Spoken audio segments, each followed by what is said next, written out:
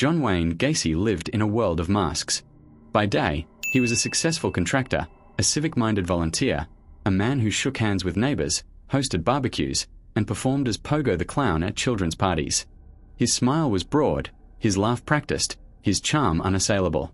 But behind the veneer of normality lay a calculated, methodical predator whose darkness stretched back years, hidden in plain sight beneath the suburban life he curated so meticulously.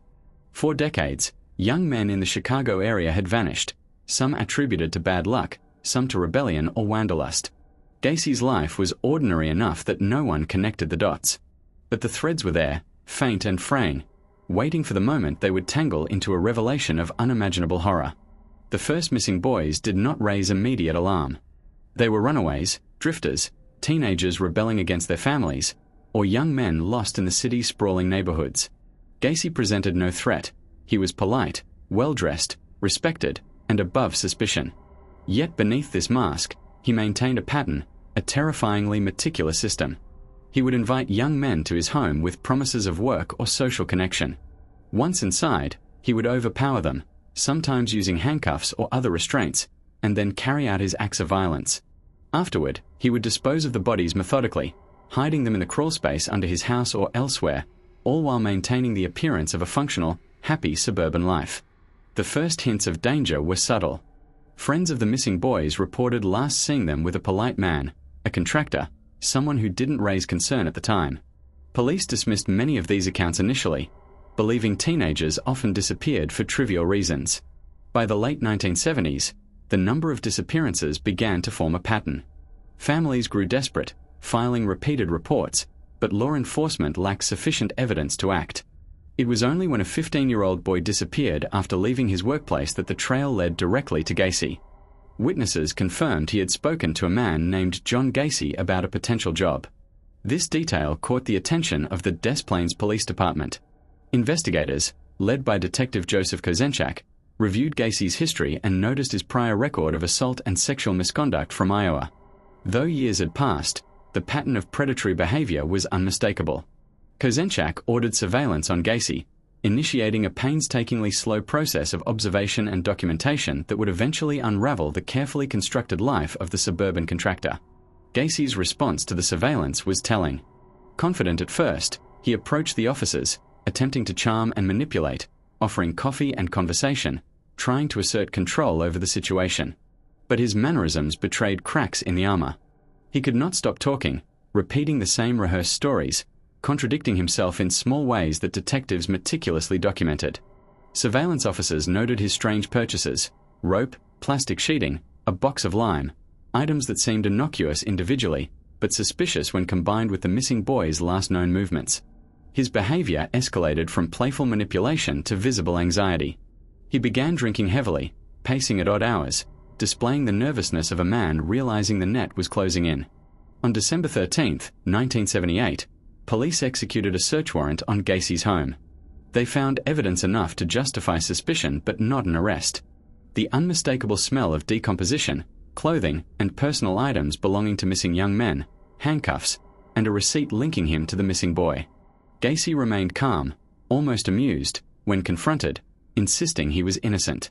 But law enforcement had begun to understand the meticulous methods he employed to lure and kill his victims, the alternating patterns of charm and control, and the horrific ingenuity with which he buried the evidence beneath his home.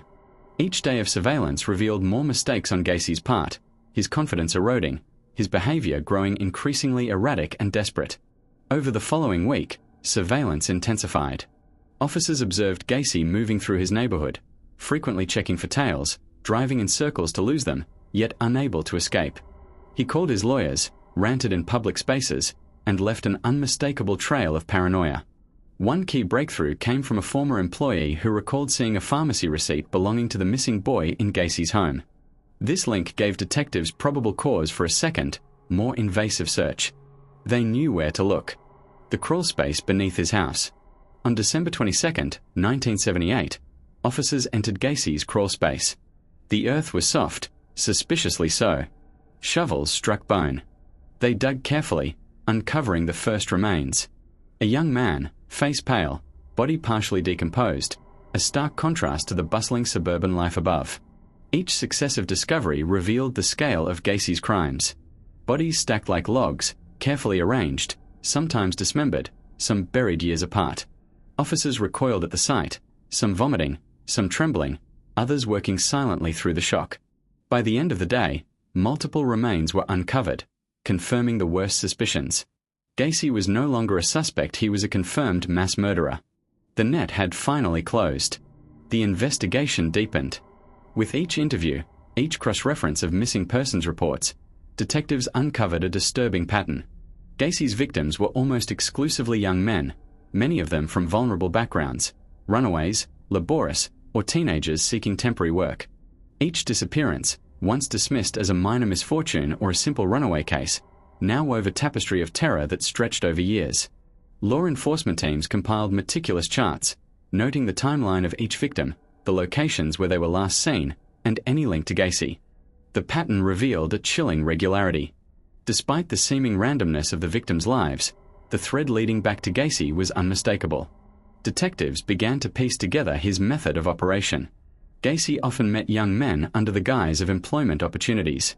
He would present himself as helpful, approachable, and trustworthy. Once inside his home or the vicinity of his property, he would exploit moments of privacy and isolation to overpower them. Some victims were restrained, others were forced into compliance through intimidation and manipulation. The crawl space, hidden beneath a seemingly ordinary suburban home, became a repository of his crimes. The discovery of personal items belonging to missing boys, clothing, IDs, jewelry, provided further corroboration that he had indeed lured them into his house and never let them leave. As police surveillance continued, Gacy's behavior grew increasingly erratic. He attempted to manipulate the officers following him, sometimes by engaging them in casual conversation, sometimes by feigning ignorance or innocence. Yet the detectives noted micro-expressions, fleeting gestures of tension, unguarded glances, and inconsistencies in his stories. These subtle signs, nearly imperceptible to an untrained observer, confirmed that Gacy was aware of the investigation and felt the pressure mounting. He began consuming alcohol heavily, pacing the house at odd hours, and occasionally driving aimlessly, as if attempting to regain control of a situation slipping rapidly from his grasp. On the day of the second warrant, police entered Gacy's home with a sense of grim anticipation. The crawlspace, a confined and darkened area beneath the floorboards, exhaled a foul, unmistakable odor. The first shovel struck human remains. Officers worked methodically, uncovering one body after another. Some were buried neatly, others haphazardly, revealing a mix of calculation and impulsivity. The forensic team meticulously catalogued each discovery. Bones, clothing fragments, and personal effects were all collected, labeled, and preserved for evidence. By the end of the initial excavation, multiple victims had been recovered, each one a silent testament to Gacy's years of hidden violence. The scale of the crime was staggering, and it became clear that this was a predator operating on a level of horror previously unseen in suburban America. While the forensic teams worked, Gacy remained under constant surveillance. Each mistake he made was recorded, every attempt to assert control or to mislead investigators carefully documented. Eventually, the psychological toll of the investigation began to show. Gacy's once confident demeanor collapsed into visible panic. His interactions with the police shifted from attempted charm to overt anxiety, his movements jittery, his speech fragmented. He contacted his attorneys repeatedly, seeking advice, offering half confessions and justifications, yet never fully relinquishing the mask of innocence he had cultivated for so long. The detectives, patient and unwavering, waited for him to break, knowing that every moment increased the likelihood of a self-incriminating slip. During a moment of intense scrutiny, a former employee provided a key piece of evidence. He recalled seeing a receipt from the pharmacy where the missing 15-year-old worked, found inside Gacy's house. This revelation gave investigators the probable cause they needed to intensify the search and secure the definitive warrant for a full excavation of the crawl space. Every day, new information reinforced the pattern. The disappearances were not isolated incidents, but the deliberate acts of one man hiding behind layers of deception. The law enforcement team understood the gravity. This was not merely a series of crimes, it was the unraveling of a monstrous, years-long campaign of predation. When the full excavation commenced, detectives and forensic experts faced conditions that tested both skill and endurance. The crawl space was narrow and suffocating, forcing officers to work in crouched positions, handling remains with extreme care to preserve evidence. Each body discovered revealed more about the extent of Gacy's crimes. Some showed signs of restraint, others were placed in positions that suggested planning and control. The physical layout of the space, the manner of burial, and the sequencing of the remains indicated not only a methodical killer but one who attempted to assert a sense of order over the chaos he created. The scene was horrifying in both scale and detail, leaving forensic teams shaken even as they meticulously documented each finding. By the time several days of excavation had passed, the count of victims uncovered under the house had risen to numbers that stunned the investigators. Each new discovery added weight to the psychological toll on the team. They recognized the emotional impact, not only for themselves but for the families of the missing, whose hopes had been clinging to the possibility of finding their sons alive. The crime scene had become a national focal point, attracting media attention, public scrutiny, and political interest. Yet within the house itself, the work continued, measured, painstaking, and relentless, ensuring that each piece of evidence was preserved to withstand the scrutiny of a future trial. During this period, Gacy's psychological unraveling accelerated. Isolated from the outside world, aware that the evidence was irrefutable, he oscillated between denial, partial confession, and frantic attempts to justify his behavior. His attorneys reported his agitation, describing him as incoherent at times, muttering to himself, and incapable of maintaining composure. The man who once commanded social situations now appeared as a hollow figure, a shadow of his former self, consumed by fear, guilt, and the inevitability of his fate. The detectives, aware of the effect their investigation had wrought, prepared for the final stages. The full recovery of victims, the consolidation of evidence, and the legal pursuit that would ensure he could never harm another person. Amid this pressure, investigators began compiling comprehensive reports of each victim. Dental records, fingerprints, personal effects, and witness statements were cross-referenced to establish definitive identification. Families of the missing were notified, some finding confirmation of tragedy, others hoping for further discovery. The methodical work allowed law enforcement to reconstruct timelines, pinpoint Gacy's movements, and establish connections that would later form the backbone of the prosecution's case. Each document, photograph, and forensic note contributed to a chain of evidence that left no room for doubt regarding the extent of his crimes. Simultaneously, the public narrative intensified. News outlets, initially tentative, published detailed reports of the crime scene and the scale of the killings. Headlines emphasized both the horror and the extraordinary investigative efforts that uncovered Gacy's double life. The chilling juxtaposition of suburban normalcy and hidden carnage captured the national imagination.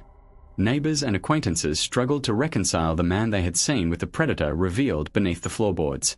The story became a symbol of the hidden dangers lurking behind facades of civility, raising questions about vigilance, social trust, and the mechanisms that allow such evil to persist undetected. As the investigation reached its apex, Gacy himself confronted the magnitude of his actions. Under observation, he displayed signs of complete psychological breakdown, despair, panic, and incoherence. At times, he muttered fragments of confession. At other times, he attempted to rationalize or minimize the severity of his actions. These behaviors, however, were immaterial to the evidence accumulating against him. The physical discoveries, corroborated by witness accounts and documented purchases, rendered any denial irrelevant.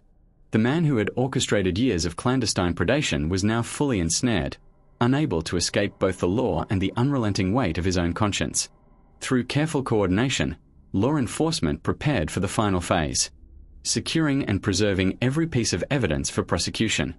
The crawl space, once a silent vault of horror, was methodically emptied, catalogued, and photographed. Each body bag, each item of clothing, each small personal effect became a testament to Gacy's crimes and a tool for justice. Investigators documented the precise arrangement of the remains, noting patterns that spoke to his methodical approach. The level of planning and control evident in these arrangements revealed a predator operating with a calculated, chilling precision. The work was exhaustive, physically demanding, and emotionally taxing, yet every step brought the case closer to closure. By the conclusion of this phase, Gacy's home had been transformed from a place of ordinary suburban life into a scene of unimaginable horror, meticulously documented and preserved for legal proceedings. The combination of physical evidence, witness testimony, and investigative records created an airtight case that would ultimately ensure his prosecution and conviction. In the weeks following, law enforcement continued to refine the documentation, cross-referencing every detail with reports of missing persons, photographs, dental records, and personal effects to establish a comprehensive and irrefutable narrative of Gacy's crimes. The morning of December 22, 1978, arrived with a cold so sharp it felt as if the city itself was slicing through the night. Snow covered the roofs and streets, yet inside the small suburban home on West Somerdale Avenue, the air was thick with dread. The first officer to enter the crawlspace, flashlight trembling in his glove hand, immediately recognized the unmistakable texture under his fingers: human bone. The first remains were uncovered with slow, deliberate care. A human skull, partially buried, its eye sockets hollow, staring silently at the ceiling above. Silence enveloped the room as every officer realized this was only the beginning. Each subsequent discovery revealed more bodies, stacked or layered in meticulous order, some older, some newer, each one a testament to years of concealed horror. Officers worked in cramped positions, shovels and hands trembling, cataloging each discovery, marking them with flags, preserving every bone, every fragment of evidence. As the count grew, the scale became horrifyingly clear. 26 bodies were found beneath the house, with signs of methodical burial, dismemberment in some cases, and calculated concealment. The crawlspace had not merely hidden victims, it had served as a carefully organized repository of terror. Investigators staggered under the weight of the discovery, some vomiting, some in stunned silence. Families of missing young men were contacted, confirming the identities of their loved ones. The news spread like wildfire. Headlines screamed of a suburban contractor turned mass murderer, a man whose charm and civic-minded reputation had masked decades of premeditated killing. Across the nation, disbelief mingled with horror. Gacy's house had become a symbol of concealed evil, the thin veneer of suburban normality shattered by the discovery beneath the floorboards. During this period, Gacy's behavior spiraled into panic and incoherence. He oscillated between denial and partial confession, attempting to rationalize or minimize his actions, but unable to maintain the mask of innocence. Surveillance officers noted his erratic driving, obsessive checking for tails, pacing, and heavy drinking. Friends, neighbors, and former employees began to recall subtle but unsettling incidents, behaviors that seemed innocuous at the time but, in retrospect, revealed patterns of predation and control. Every small piece of the puzzle now fit into a terrifyingly coherent picture. Law enforcement meticulously documented each element, building an airtight case. Gacy's full psychological unraveling became evident during the arrests and interrogations. When detectives confronted him, he could no longer maintain his charm or his jokes. Instead, he trembled, muttered fragments of confession, and displayed visible panic. At times, he whispered to himself or stared blankly at walls. The confident, smiling contractor was gone, replaced by a hollow man confronting the weight of irrefutable evidence. He began admitting partial truths about luring and killing, often contradicting himself, unable to reconcile his actions with any remaining vestige of normality. Each confession, fragmentary as it was, aligned with the forensic evidence collected from the crawlspace and surrounding areas. By December 26th, investigators had established a comprehensive map of Gacy's victims, cataloging each discovery with precision. Dental records, fingerprints, clothing, and other personal effects. Families of the missing received confirmation of tragic fates, while others clung to hope for further discoveries. The task force expanded its search beyond the house, examining surrounding properties, the yard, and nearby river systems, eventually uncovering additional victims disposed of outside the home. Every discovery added to the mounting proof of Gacy's methodical, decades-long campaign of predation. Media attention escalated as news outlets reported the full extent of the crimes. Photographs of forensic teams excavating the crawlspace and carrying bodies dominated headlines. Television networks broadcast detailed reports, describing the contrast between suburban normalcy and the hidden horror beneath the house. Public shock was compounded by revelations of Gacy's social life. Photos of him with politicians, at civic events, and performing as Pogo the Clown were juxtaposed against the stark reality of his hidden murders. The nation grappled with the idea that such evil could exist behind a veneer of respectability, forcing a confrontation with the unsettling truth about appearances and trust. As the case progressed, Gacy's legal situation became increasingly dire. With overwhelming forensic evidence, witness testimony, and corroborating documentation, prosecutors prepared for the most comprehensive murder trial in Illinois history. Gacy's psychological state deteriorated further. He oscillated between moments of feigned composure and breakdowns, at times speaking of his victims in chillingly detached terms, at others expressing faint, almost imperceptible remorse. His defense team attempted to argue mental instability, citing behavioral patterns and previous diagnoses, but the physical evidence and the meticulous accounts from law enforcement rendered these arguments largely ineffective. The final phase of excavation and investigation revealed the full scope of Gacy's crimes. The crawlspace, once a silent crypt, was emptied completely, with every remaining bone, clothing item, and personal effect catalogued. Forensic teams documented not only the quantity of victims but also patterns indicating Gacy's methods. The sequence of burials, positioning of remains, and attempts at concealment. The house, previously an ordinary suburban home, had become a meticulous map of carnage. Each body represented a lost life, a story truncated, and a family devastated. The painstaking work ensured that no evidence would be overlooked, that every fragment could withstand judicial scrutiny, and that the scope of Gacy's crimes would be fully represented in the courtroom. Finally, Gacy faced direct confrontation with the evidence. When detectives displayed photographs of the recovered remains, his composure collapsed entirely. The arrogance and charm that had concealed decades of crime disappeared. In whispered tones, he admitted 33 lives, stolen and buried beneath his home, some in nearby waterways. His confession, piecemeal as it was, matched the forensic record. He acknowledged methodically luring young men, restraining them, and then killing them, often rationalizing actions as accidents or uncontrollable impulses. The psychological portrait that emerged was that of a man who compartmentalized morality, empathy, and identity, creating a dual life that allowed him to operate undetected for years. The trial was swift and comprehensive. Prosecutors presented exhaustive forensic evidence, meticulously catalogued crime scene documentation, and witness testimony. Each aspect of Gacy's manipulation, luring, and concealment was reconstructed in the courtroom, leaving no room for doubt. The jury was confronted not only with the staggering body count, but also with the systematic method by which a man could hide decades of horror behind the farde of civility. Psychological evaluations and expert testimony painted a picture of a predator fully aware of his actions, deliberate in execution, and manipulative in social interactions. Gacy's defense strategies, including claims of mental instability, failed against the overwhelming physical and testimonial evidence. As the verdict was delivered, Gacy remained stoic at first, but the weight of his actions settled visibly upon him. Convicted of multiple counts of first-degree murder, the judge pronounced the sentence: death by lethal injection. The courtroom was silent.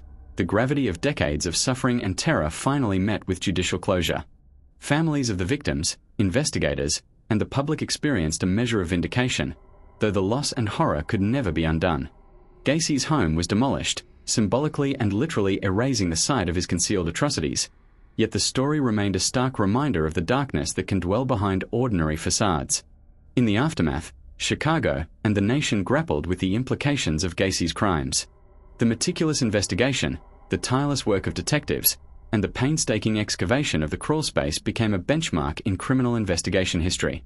The psychological profile constructed from Gacy's behavior informed future law enforcement approaches to serial crimes. Families, though scarred, found some solace in knowing that the perpetrator had been apprehended and brought to justice. The cultural impact of the case endured, influencing literature, media, and public understanding of serial predation, manipulation, and the thin line separating normality from hidden evil. Gacy himself faced his final years in incarceration, confronting the consequences of a life built on deception, manipulation, and murder. Despite the opportunity to maintain some semblance of persona, he remained isolated, stripped of charm, influence, or control. The physical evidence, confessions, and trial ensured that history would remember him not as the clown or civic-minded contractor, but as a methodical killer whose crimes revealed both human vulnerability and the capacity for concealed evil. The story concluded with the grim but necessary truth.